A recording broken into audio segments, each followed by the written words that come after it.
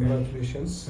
గతంలో మీకు 217 ర్యాంక్ వచ్చింది. ఈసారి దాన్ని 100కు పైగా అంటే 104 ర్యాంక్ సాధించి చాలా మెరుగైన ఫలితాన్ని సాధించారు. మీ భవిష్యత్తులో ఇంకా మీరు ఎట్టి పరిస్థితుల్లో కలెక్టర్ కావాలనే ఒక ఆశయాన్ని సాధిస్తారని నేను కోరుకుంటున్నాను. తర్వాత ఈ యొక్క సివిల్స్ ఎలా రాయాలనిపించింది మీకు? ఇది రాయాలనే కోరిక ఎలా వచ్చింది? అంటే ఎవరైనా ఇన్స్పిరేషన్ చేశారా? ఇన్స్పిరేషన్ అంటే అండి, సివిల్స్ రాయాలి అని ఒక ఆలోచన ఎప్పటి నుంచో చిన్నప్పటి నుంచి మైండ్లో ఉండేది. దానికి చాలా కారణాలు. అంటే ఇప్పుడు జనరల్గా మన మధ్యతరగతి కుటుంబాలలో దాదాపు అందరికీ ఆ ఆలోచన ఎప్పుడోసారి వచ్చే ఉంటుంది. సో అలానే నాకు వచ్చింది. దానికి తోడు ప్లస్ మా ఫాదర్ ఈ అగ్రికల్చర్ సైంటిస్ట్ అవ్వడం వల్ల, కొంచెం ప్రతిరోజు రైతులతో ఇంటరాక్షన్ ఉండడం వల్ల, మా ఫాదర్ ఈ కలెక్టర్స్ని వాళ్ళని దగ్గర నుంచి చూస్తూ ఉంటారు, రివ్యూ మీటింగ్స్ అటెండ్ అవుతూ ఉంటారు. సో మనం ఎట్లా సమాజానికి ఎక్కువ సేవ చేయొచ్చు, ఇట్లాంటి ఫార్మర్స్, అట్లాంటి మార్జినలైజ్ సెక్షన్స్ వాళ్ళకి మనం ఇంకా కలెక్టర్ అట్లాంటి పొజిషన్లో ఉంటే ఇంకా బాగా హెల్ప్ చేయొచ్చు, ఏం చేస్తే వాళ్ళ లైఫ్స్ ఇంప్రూవ్ అవుతాయి, ఇట్లాంటి డిస్కషన్స్ మా ఇంట్లో చిన్నప్పటి నుంచి రెగ్యులర్గా జరుగుతూనే ఉండేవి. సో అందుకు ఎక్కడో మైండ్లో మనం కూడా అవ్వాలి అట్లా అని ఉండింది. కానీ కాంక్రీట్గా మాత్రం ఇటువైపు రాయాలి, ఎగ్జామ్ రాయాలని బీటెక్ అయిపోయినాకనే డిసైడ్ చేసుకొని ఇటువైపు రావడం జరిగింది. తర్వాత ఈ సివిల్స్ ప్రిపరేషన్ ఎలా ఉంటుంది? ప్రిలిమ్స్ రాయాలంటే ఏమేమి చదవాలి, ఎట్లా అనేది ఒక ప్రిపరేషన్ విధానం చెప్పండి సార్. సో మీరు అన్నట్టుగా ప్రిలిమ్స్ అనేది ఫస్ట్ స్టేజ్ అండి ఎగ్జామ్లో. ప్రిలిమ్స్, మెయిన్స్, తర్వాత ఇంటర్వ్యూ ఉంటుంది. ప్రిలిమ్స్ మొత్తం ఆబ్జెక్టివ్ ఉంటుంది. ప్రిలిమ్స్లో 2 పేపర్స్ ఉంటాయి. ఒకటి జనరల్ స్టడీస్ పేపర్, ఒకటి సీసాట్ పేపర్.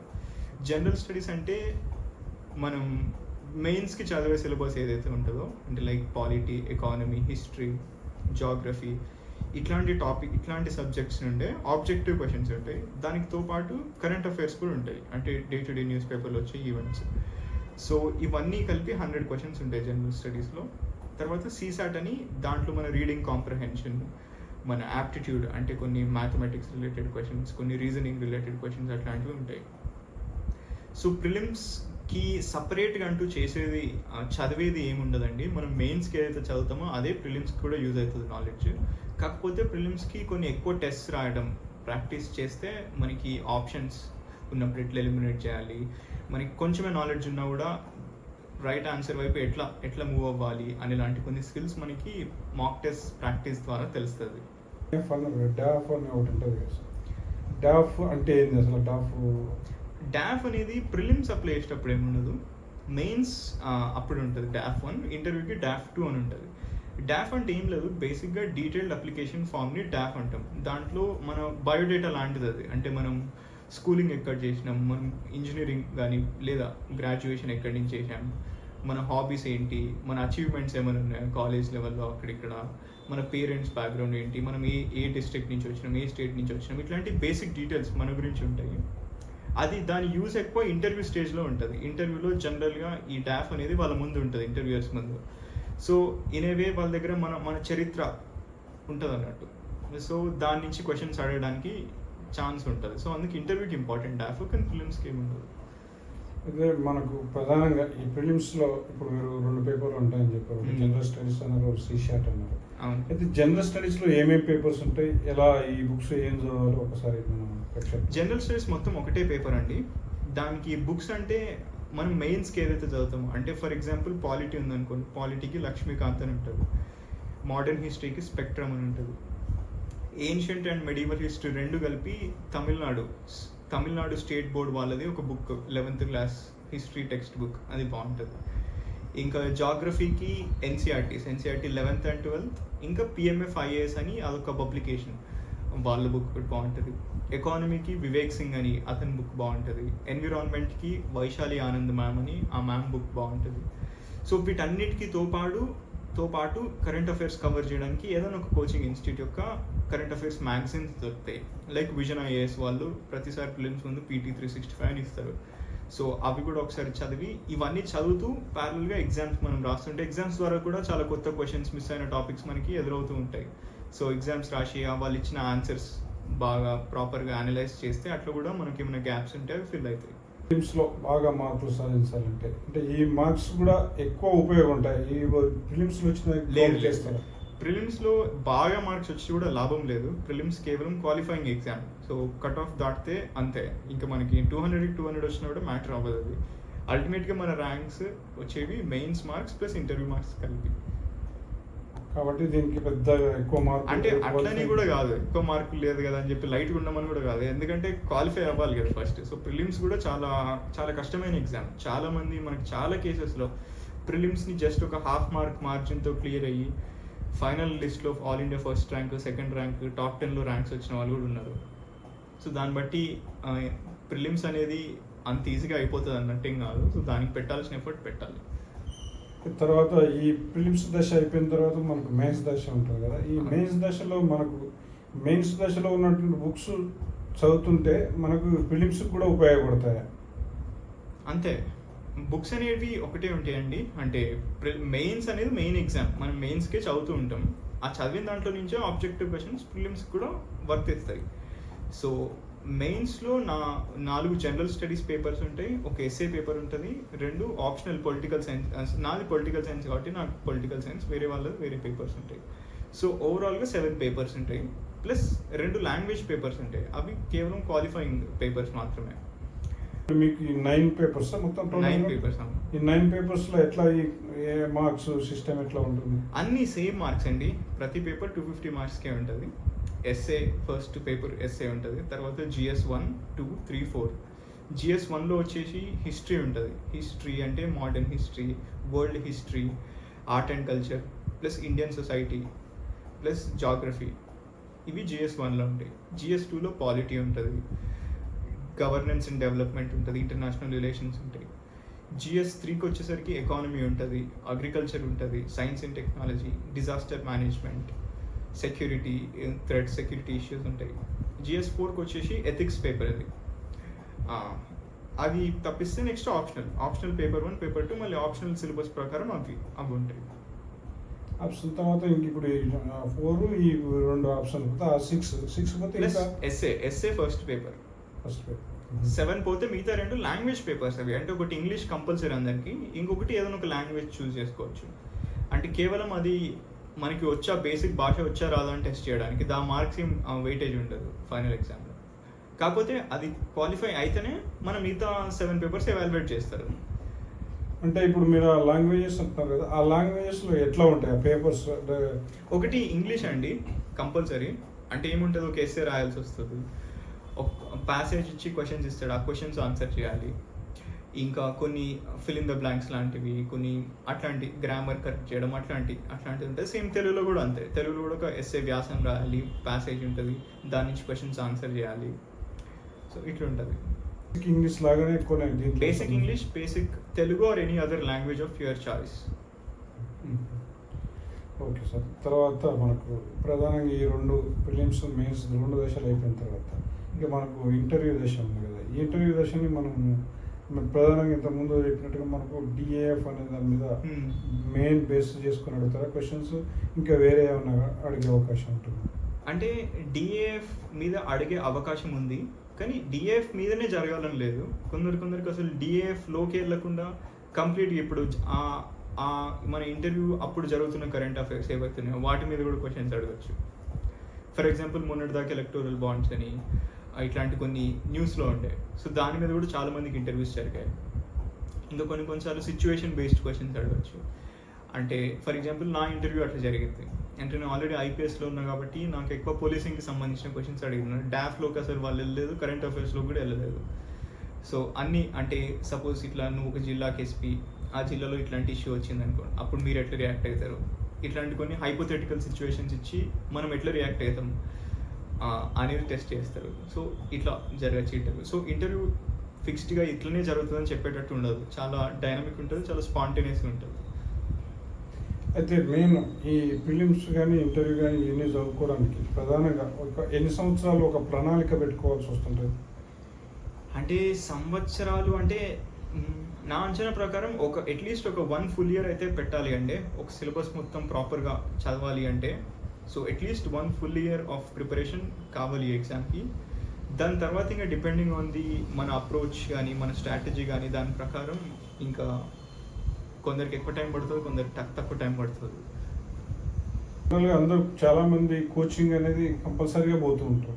కొంతమంది ఒకరిద్దరే తక్కువ మంది మేము కోచింగ్ పోలేదు, సొంతంగా చదివినాము అట్లా వచ్చింది కొంతమంది చెప్తుంటారు. ఇది ఏది కరెక్ట్ అంటారు? కోచింగ్ పోవడమే కరెక్ట్ అంటారా? కోచింగ్ అనేది ఒకసారి పోయి తర్వాత చదువుకుంటే బెటర్ అంటారా?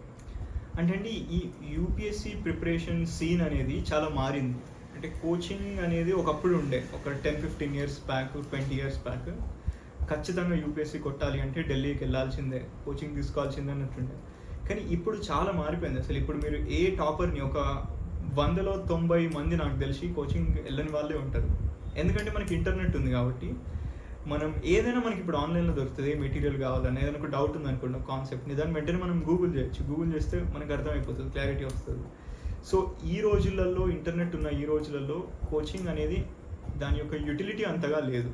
సో ప్రశాంతంగా మనకి ఇంట్లో ఏం డిస్టర్బెన్స్ లేకపోతే మనం ఇంట్లోనే కూర్చొని చదవచ్చు.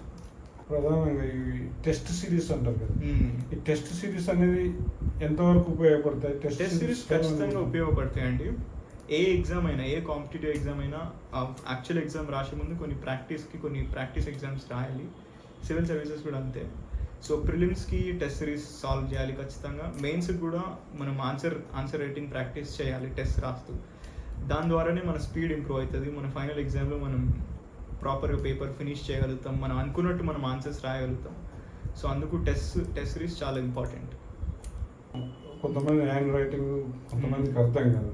అర్థం కాని పరిస్థితిలో ఉన్నటువంటి వాళ్ళు రైటింగ్ ఏ విధంగా రాస్తే బాగుంటుంది? అంటే నాకు తెలుసండి యూపీఎస్సి అనేది ఇట్లాంటి చిన్న వాటిని అంతగా పట్టించుకోదు. అంటే ఎవాల్యుయేట్ చేసే వాళ్ళకి కూడా తెలుసు, అందరూ ఆనిముత్యాల రాయాలని ఎక్స్పెక్ట్ చేయరు వాళ్ళు. సో మనం చాలామంది టాపర్స్ వాళ్ళ మాక్ ఆన్సర్ కాపీస్ చూస్తే ఇట్లనే ఉంటాయి, అర్థం కాదు మనకి. సో రైటింగ్ అనేది అసలు ఇష్యూయే కాదండి. మనం అట్లీస్ట్ వర్డ్స్ మనం చదవగలిగితే చాలా నీట్గా ఉండాలి పేపరు, డెకరేషన్ చేయాలన్నట్టు ఏమీ లేదు. జస్ట్ చదివే వాళ్ళకి మనం రాసిన పదాలు అర్థమైతే సరిపోతుంది.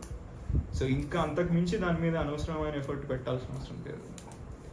ఇంకోటి సార్, లాస్ట్కి మాక్ ఇంటర్వ్యూ అని ఒకటి ఉంటుంది సార్. మాక్ ఇంటర్వ్యూ చాలామంది చూస్తుంటాం, కనీసం 10 మంది, 20, 30, 40 అట్లా చాలామంది చేస్తూ ఉంటారు. అవన్నీ దానివల్ల అంటే ఇంటర్వ్యూకి ఒక అంత భయం పోవడం కోసమైనా దానివల్ల చాలా నేర్చుకోవాల్సిన అవసరం ఉంటుంది అన్నమాట. అంటే మాక్ ఇంటర్వ్యూస్ విషయానికి వస్తే అండి, ఒకటి మనం లైఫ్లో ఎప్పుడు ఏం ఇంటర్వ్యూ అటెండ్ అవ్వలేదు అన్నప్పుడు మాక్ ఇంటర్వ్యూస్ ఒక 3-4 అటెండ్ అయితే ఆ భయం, మీరు అన్నట్టు ఆ భయం పోతుంది, కొంచెం ఫ్రీగా మాట్లాడతాం. నాకు తెలిసి దానికి మించి అండి మాక్ ఇంటర్వ్యూస్ పెద్ద యూటిలిటీ లేదు. నేను ఈసారి అసలు ఏం మాక్ ఇంటర్వ్యూస్ ఇవ్వలేదు. ఒక 2-3 ఇచ్చుంటాను, కానీ అవి నాకేం పెద్ద యూజ్ అవ్వలేదు. ఎందుకంటే ఈ మాక్ ఇంటర్వ్యూస్లో ఇంటర్వ్యూ చేసే విధానం ముందు మన ఫైనల్ ఇంటర్వ్యూలో మన ఇంటర్వ్యూ జరిగే విధానంలో చాలా తేడా ఉంటుంది. మాక్ ఇంటర్వ్యూ ఏంటంటే వాళ్ళు ఏదో మనల్ని భయపెట్టాలని, మనల్ని ఇబ్బంది పెట్టాలని చూస్తారు. ఫైనల్ ఇంటర్వ్యూ అలా ఉండదు. ఫైనల్ ఇంటర్వ్యూ చాలా ఫ్రెండ్లీ ఎన్విరాన్మెంట్లో, ప్లస్ అక్కడ ఒక కెమెరా ఉంది మనల్ని రికార్డ్ చేస్తుంది అనే ఫీలింగ్ ఉండదు మనకి. మాక్ ఇంటర్వ్యూస్లో కెమెరా ఉంటుంది మనల్ని రికార్డ్ చేయడానికి. సో ఫైనల్ యాక్చువల్ ఇంటర్వ్యూ చాలా న్యాచురల్గా, చాలా కంఫర్టబుల్గా జరుగుతుంది. సార్, మీకు ఒక టోటల్గా మీరు ఈ సక్సెస్ సాధించడానికి దాదాపు ఎన్ని సంవత్సరాలు పట్టింది, ఎన్ని అటెంప్ట్స్ పట్టింది? సో నాకు ఫస్ట్ 3rd అటెంప్ట్లో 217 ర్యాంక్ వచ్చింది. దాని ద్వారా నేను ఐపీఎస్లో అలాట్ అయ్యి ఇప్పుడు ఐపీఎస్లో ఉన్నాను. ఇప్పుడు ఇది నా 4th అటెంప్ట్లో నాకు 104 ర్యాంక్ వచ్చింది. మొత్తం టోటల్గా ఎన్ని అటెంప్ట్స్ ఉంటాయి? ఎవరికి అంటే రిజర్వేషన్ల వైజ్గా ఉంటాయా? ఎలా ఉంటాయి అటెంప్ట్స్? జనరల్ కేటగిరీ వాళ్ళకి 6 అటెంప్ట్స్ ఉంటాయి మ్యాక్సిమం. ఓబీసీ వాళ్ళకి 9 ఉంటాయి. ఎస్సీ ఎస్టీ వాళ్ళకి నాకు తెలిసి అటెంప్ట్స్లో లిమిట్ లేదు అనుకుంటా, నాకు తెలిసినంత వరకు. ఏజ్ కూడా ఉంటుంది, నాకు తెలిసి 31 or 32 ఉంది జనరల్ కేటగిరీకి. ఓబీసీకి నాకు తెలిసి ఇంకా కొంచెం ఎక్కువ. ఎస్సీ ఎస్టీ వాళ్ళకి నాకు తెలిసి లిమిట్ ఉందో లేదో నాకు తెలియదు ఎగ్జాక్ట్గా. Okay sir, thank you, congratulations. ముందు మంచి సివిల్ కలెక్టర్ ఉద్యోగం సాధించాలని ఆశిస్తూ సరే. Thank you. Congratulations sir, me Babu civils సాధించడంలో ఇప్పుడు 2 అటెంప్ట్లు, 3 అటెంప్ట్లో ఇది లాస్ట్ టైం 217 వచ్చింది, ఈసారి 104 వచ్చింది కదా. ఇది రావడానికి మీరు ఇన్స్పిరేషన్ ఏమి ఇచ్చారు? నేను పెద్దగా మా బాబుకి ఇచ్చిన ఇన్స్పిరేషన్ ఏం లేదు. అంటే వాడే చిన్నప్పటి నుంచి మంచి స్టూడెంటే. అంటే మనకి చిన్నప్పటి నుంచి కూడా కొంచెం ఈ అకాడమిక్ కాంపిటేటివ్ ఎగ్జామ్స్ రాస్తుండే. అంటే ఉదాహరణకు నవోదయ కానీ, సైనిక్ స్కూల్ కానీ, లేదా అప్పట్లో కొన్ని ఈ గౌతమ్ మోడల్ అని లేదా నారాయణన్ ఇట్లాంటి కోచింగ్ ఇక్కడ ఎవరు టెస్ట్ పెట్టినా కూడా జనరల్ వాడు రాసే అలవాటు ఉంటుండే వాళ్ళకి. రాష్ట్ర ప్రతి దాంట్లో కూడా కొన్నిట్ల ఫస్ట్ ర్యాంక్, కొన్నిట్ల సెకండ్ ర్యాంక్ అట్లా వస్తుండే. నవోదయలో వచ్చింది మనకి అప్పుడు, సైనిక్ స్కూల్లో కూడా వచ్చింది మనకి. తర్వాత మేము జగిత్యాల చదువుకున్నప్పుడు ఈ ప్రైవేట్ స్కూల్స్ పెట్టిందంటే కూడా ఇప్పటికి వస్తుండే. అప్పుడు నాకు అర్థమయ్యేది అన్నట్టు ఇంకొంచెం ఆ ఇంట్రెస్ట్ ఉంది అని. సో వాళ్ళకి ఆ ఇంట్రెస్ట్ ఉంది కాబట్టి దాన్ని కొంత మనం డిస్కరేజ్ చేయకుండా ఆ లైన్లోనే కొంత మనం ప్రమోట్ చేస్తుంటాం. కానీ బట్ చదువుకోవడం అంతా కూడా వాళ్ళ ఓన్గానే, మనం చెప్పింది లేదు. అంటే ఫస్ట్ ఏది ఏం చదివిండో ఐఐటియా? అంటే వాడు ఫస్ట్ నాకు ఇద్దరు అబ్బాయిలు, ఇద్దరు కూడా బీటెక్ ఎలక్ట్రికల్ ఇంజనీరింగ్ ఐఐటి హైదరాబాద్లో చేసిండ్రు. పెద్దోడికి చిన్నోనికి మధ్యన ఏజ్ డిఫరెన్స్ 1.5 years. పెద్దోడు ఐఐటి హైదరాబాద్లో ఎలక్ట్రికల్ ఇంజనీరింగ్ చేసిన తర్వాత వీడు కూడా అలా చేయండు. పెద్దోడికి వాడు కొంచెం టెక్నికల్ ఇంట్రెస్ట్ వాడికి. వాడు ఎంఎస్ వరకు చేసుకెళ్ళి అక్కడ చేసి వాడు తర్వాత యాపిల్లో జాయిన్ అయ్యిండు. వీడికి ఏంటంటే ఈ సర్వీస్ అంటే కొంచెం చిన్నప్పటి నుంచి కూడా అర్థమవుతుండే. వాడు చిన్నప్పటి నుంచి కూడా ఏదో కొంత చేయాలి, కొంచెం సొసైటీ సోషల్ కాజెస్ అంటే మామూలుగా ఈ ప్లాస్టిక్ మీదనని, లేకపోతే ఈ గ్రామీణ ప్రాంతాల లోపల ఈ రైతులకు గురించి అట్లా డిస్కస్ చేసేటోడు. కొంత సోషల్ అవేర్నెస్ ఉంటుండే మనకి, అది నాకు కొంచెం అర్థమవుతుండే. సో ఆ రకంగా వీడు అంటే మామూలుగా జనరల్గా ఐఐటి చేసిన పిల్లలకి తర్వాత మినిమం ఉద్యోగాలు వస్తాయి కదా, వాళ్ళకి ప్యాకేజీ ఇట్లా కొంచెం బాగానే ఉంటాయి. జనరల్గా 20-30 లక్షల వరకు జనరల్ వచ్చే అవకాశాలు ఉంటాయి వాళ్ళకు. But most of the time use to think about ఇట్లా ఉంటే బాగుంటుంది అని అనుకున్నట్టు వాడు. సో నేను కూడా దాన్ని ఎప్పుడూ అట్లా కాదు ఈ ఉద్యోగం చేయాలని అనలేదు. మనకు ఇంట్రెస్ట్ ప్రకారంగానే వాడు సోషల్ సర్వీస్ దానికి సంబంధించి దీంట్లో చేయండి, దీనికి రైల్వే ప్రిపేర్ అయ్యిండు. అయితే ఇప్పుడు ఈ 3 అటెంప్ట్లు 4 అటెంప్ట్లు జరిగినాయి కదా. ఈ 3 అటెంప్ట్లో మొదటి అటెంప్ట్ అప్పుడు ఏమన్నా అంటే ఫస్ట్ అటెంప్ట్లో రాలేదు కదా, అప్పుడు ఏమన్నా కొంచెం డిస్కరేజ్ కావడం లాంటివి జరిగితే మీరు ఏమన్నా? జనరల్గా వాడు డిసప్పాయింట్ అయ్యే టైప్ కాదు వాడు, వాడి మీద వాడి నమ్మకం ఎక్కువనే. అంటే వాళ్ళు జనరల్గా వీళ్ళు ఇంజనీరింగ్ బ్యాక్గ్రౌండ్ కాబట్టి సోషల్ స్టడీస్ కొంచెం అంత ఎక్కువ ప్రిపేర్ అయి ఉండరు కాలేజ్ అకాడమిక్ బీటెక్లో ఉన్నప్పుడు. సో ఇమీడియట్గా బీటెక్ కాగానే రాసింది వాడు ఫస్ట్ అటెంప్ట్. సో అట్లా కొంత ఇబ్బంది అయి ఉంటుంది. ప్రిలిమ్స్ వచ్చింది మనకి, ఎప్పటికి ప్రిలిమ్స్ వస్తుండే మెయిన్స్ రాసేస్తాడు మనకి ఆల్ ద టైమ్ ఈ క్లియర్ ద ప్రిలిమ్స్. వాడు ఎప్పుడు డిసప్పాయింట్ ఏం కాలేదు. కాకపోతే వానికి వాడే మోటివేట్ చేసుకొని కొంత ఈ యూట్యూబ్లో లేకపోతే సక్సెస్ పీపుల్ అయిన వాళ్ళ వీడియోస్ చూడడం, లేకపోతే కొందరు సీనియర్స్ ఇట్లా అడగడం అట్లా వాళ్ళు ప్లాన్ చేసుకున్నాడు. But I never saw that he is some disappointed. Always he was motivated himself, తనకు తను మోటివేట్ చేసుకుంటాడు. యాజ్ ఎ పేరెంట్గా మనం కూడా దాన్ని ఎప్పుడు ఎండార్స్ చేసినాము అంతే. అదేమి అంటే ఇది ఒక పెద్ద ప్రణాళిక కదా. ఇట్లాంటి ప్రణాళికకు మనం కూడా ఫైనాన్షియల్గా ఇబ్బందులు పడకుండా నేను ఇప్పటి నుంచే సంపాదించాలి అనే వాళ్ళ కోరిక దాన్ని సర్దుమనిలా చూసుకొని చదవడం అనేది చాలా గొప్ప విషయం. దానికి మీరు ఎలా చేసి? ఎప్పుడైనా కూడా నా దృష్టిలో ఏంటంటే, నా పర్సనల్ ఒపీనియన్ ఏంటంటే, చదువు ప్రయారిటీ మనకి సంపాదించడం కంటే కూడా. అంటే సంపాదన ప్రయారిటీ కాదు అని కాదు, కానీ ఫస్ట్ మనం చదివేంత వరకు మన వయసు ఎంతవరకు అయితే చదవాలని కోరిక ఉందో అంతవరకు చదువుకోవాలి ఫస్ట్ మనం. తర్వాత మనం సంపాదించడం గురించి ఆలోచించాలి. కానీ ఫస్ట్ చదువుకునే వయసు లోపల సంపాదించడం మొదలు పెడితే తర్వాత మనం పర్సనాలిటీ మనకు అంత ఎదగదు మనకు. కాబట్టి సో వాడికి చదువుకోవాలని ఉంది, మంచి కోర్స్, మంచి ఇండియన్ సివిల్ సర్వీసెస్ అంటే ఏంటి, it's a highly prestigious service అది. So first let him try, అదే బెస్ట్ కదా. నేను ఎన్నడూ కూడా ఫైనాన్షియల్గా అది కన్స్టెంట్ వాడు ఫీల్ అవ్వలేదు, నేను కూడా అట్లా మేము బాగా ఉన్నోళ్ళమని ఏం కాదు, కానీ బట్ వానికి సంబంధించిన అవసరాలు తీర్చేంత నాకు ఉంది. సో ఆ రకంగా నేను వాడు కూడా ఆలోచించలేదు, నేను కూడా ఆ విషయంలో ఆలోచించలేదు. మనకు మంచి చదువుకోవాలి, మంచి క్వాలిఫైడ్ అయి ఉండాలి. నాకు ఎప్పుడు అనిపిస్తుంది, పిల్లగాళ్ళు ఆ రంగాలలో ఉండే హైయెస్ట్ కోర్స్ని చదవాలి. వాళ్ళు ఇంజనీరింగ్ అయితే ఐఐటి చేయాలి, మెడిసిన్ అయితే IIM, all institute of medicals ఇట్లాంటి చదువుకోవాలి. చదువుకుంటే మంచిగా ఎదుగుతారు, పర్సనాలిటీ మంచిగా ఉంటుంది, ప్రభుత్వాన్ని దగ్గరికి వెళ్ళి చూస్తారు, సమాజాన్ని దగ్గరికి వెళ్ళి చూస్తారు, వాళ్ళు ఏదైనా చేయాలనుకుంటే చేయగలరు. సో ఆ కాంపిటెన్స్ వాళ్ళకు ఉండాలి అనేది నా ఇంట్రెస్ట్.